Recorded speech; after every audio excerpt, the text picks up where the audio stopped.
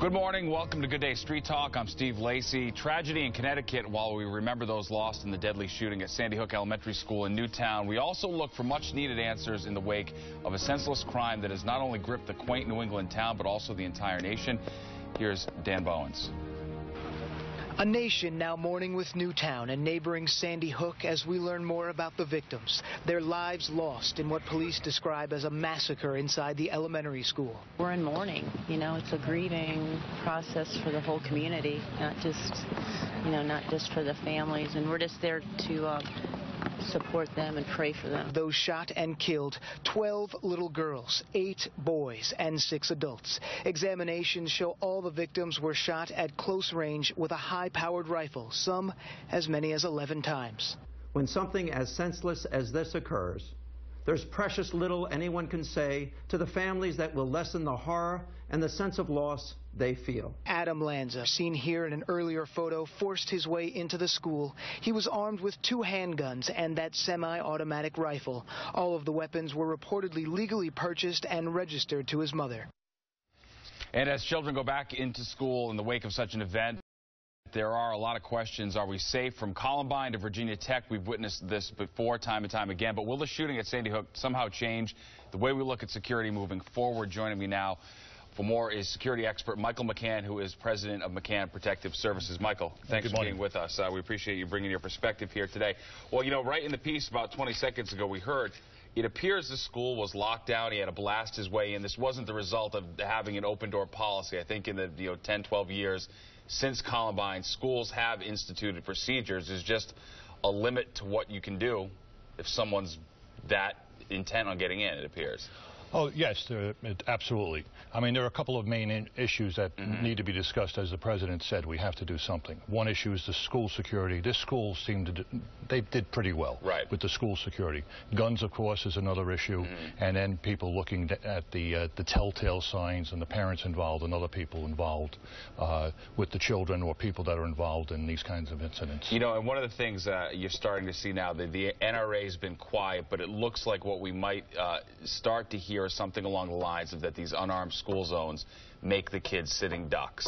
What do you think about the idea of guns in school in a defensive manner, maybe through a qualified person on staff, etc. In general, what are your thoughts on that? I think we should limit the number of guns in schools. I don't think that is a good scenario. It's not going to help the issue. Creates other problems.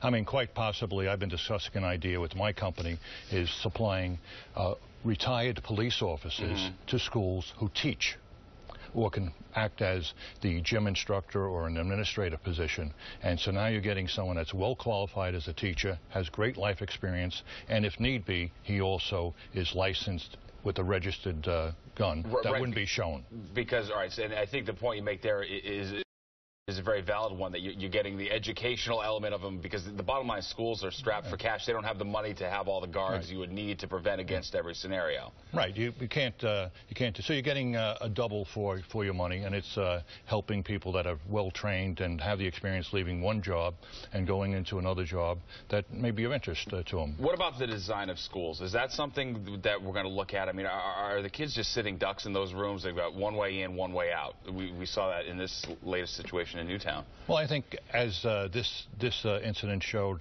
the school did very well. They did the planning. They had the training with the police, the drills. They knew about the signs, so they did very well. As schools are being built or maybe redesigned, what you would put in the front of the school is some kind of what's called a man-trap area, where you open one door, but you cannot get into the school until you're cleared past the second door. So there's other things that maybe could be done that, again, require money, but they could be done as new schools are built. Right. I mean, in general, where do you think the debate's going to take us as far as the role of guns? As someone who is in security, do you think in the larger scale that there is a valid argument for having these clips with 30-plus bullets in them, the automatic weapons, or should those be in the hands of professionals only? I've read a lot on both sides, on the NRA side and then on Congress, what they're trying to do. And like every issue, nothing is white and black. There's a lot of gray. If an assault weapon ban, such as 1994, with teeth, not the way it was written back then.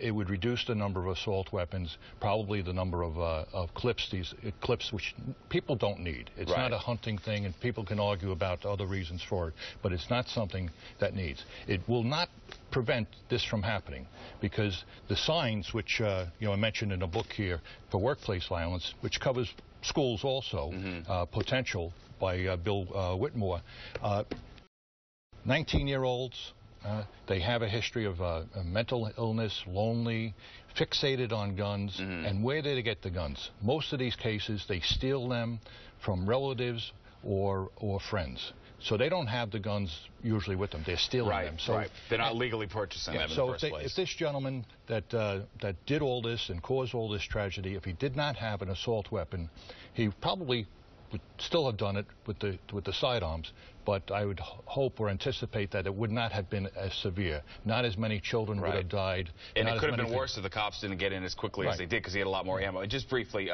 wrapping up too, we've seen a lot of the victims victimized a second time through a new form of terrorism via the web, Twitter, people posting, making fake memorial accounts, etc.